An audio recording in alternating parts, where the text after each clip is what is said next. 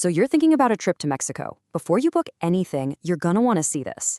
We're breaking down the absolute latest safety data to give you a real, honest look at the risks you need to know about, especially as we head towards 2026.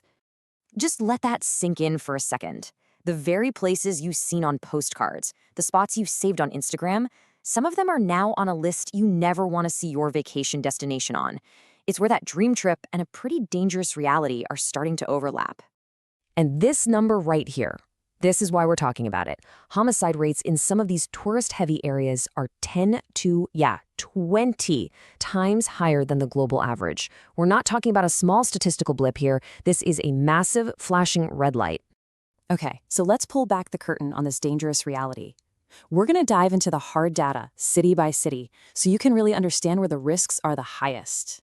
First up, we've got what we're calling the red zones. Think of these as the absolute highest risk cities, places where cartel activity is so extreme that travelers are strongly, and I mean strongly, advised to stay away. These aren't just suggestions, these are serious warnings.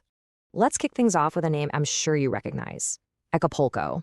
For decades, this place was the playground for Hollywood stars, a symbol of total luxury. But, the story today is, well, it's completely different. With a homicide rate over 65 per 100,000 people, to give you some perspective, that's higher than many active war zones. Acapulco now consistently finds itself ranked among the world's most violent cities. That glamorous past, it's been totally swallowed by the brutal reality of cartel violence. Now, here's a city you might not have heard of, but you need to be aware of it: Ciudad Obregón. This place holds the grim distinction of having one of the highest murder rates, not just in Mexico, but on the entire planet. I mean, just look at this number: a homicide rate of over 117 per 100,000. It's almost hard to comprehend. This isn't just crime anymore.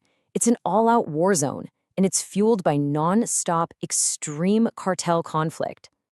Right now, you might be thinking, okay, but I'd never go to those places anyway. But here's the thing. The danger isn't just contained in these red zones. It's spilling over into some of Mexico's most famous, most popular tourist destinations. And this is the one that really surprises most people: Cancun. We all have that image in our heads, right?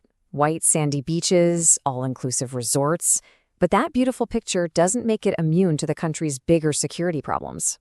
So, at around 64 homicides per 100,000 people, Cancun's rate is alarmingly high. So why is that? Well, it's a growing cartel presence, with different groups fighting over the drug trade that caters to the tourism industry. And that's the paradox, right? The main tourist zones themselves are heavily protected, but the violence is often happening just a few blocks away. Let's look at another popular spot, especially for anyone driving down from the U.S. West Coast: Ensenada. It's known for its incredible wine and beautiful coastline, but it has seen a dramatic and, frankly, terrifying spike in violent crime.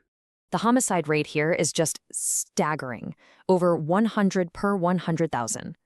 And the reason comes down to geography. Ensenada is a critical choke point on major drug trafficking routes, and with that strategic importance comes a massive surge in organized crime and violence. So you're probably asking yourself, why is this happening in so many different places?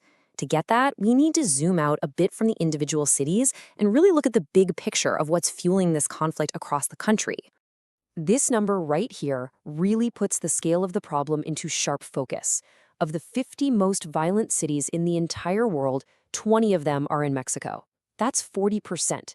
This is not a few isolated incidents. It's a systemic, nationwide crisis. And this chart just drives that point home.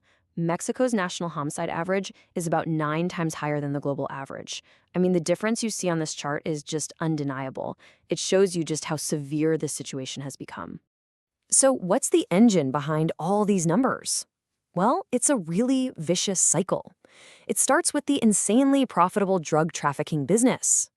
That money then leads to violent, brutal fights over territory between rival cartels. And those conflicts give rise to these powerful, deeply embedded organized crime syndicates that control everything. Okay, that was a lot of information, I know. So, the big question is, what does this actually mean for you, the traveler? Let's switch gears and do a quick pre-travel briefing to tackle the questions that are probably running through your head right now. This is always the first question, right? After hearing all these scary statistics, it's so easy to just assume the entire country is a no-go zone. But is that actually true? And the answer is a clear no. Lots of places in Mexico are still incredibly safe and welcoming. The crucial thing to understand, though, is that the risk level isn't the same everywhere. It can change dramatically from one state to the next, sometimes even from one neighborhood to the next. So that leads us to the ultimate question. With everything we've talked about, is the right call to just cross Mexico off your travel list for good? Not necessarily, but, and this is the most important takeaway, uninformed travel is absolutely off the table. You simply cannot just pick a pretty spot on the map and go anymore. You have to research the specific city you want to visit, and you have to do it right before you book and right before you leave. And in the end, this is the balance you have to find. Mexico is a country with unbelievable beauty, culture, and people. It offers those once-in-a-lifetime experiences. But in some places, it also has these unacceptable risks.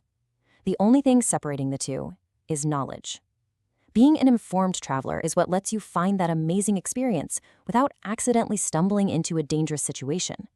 So the real question isn't just where should I go, but do I really know what's happening there right now?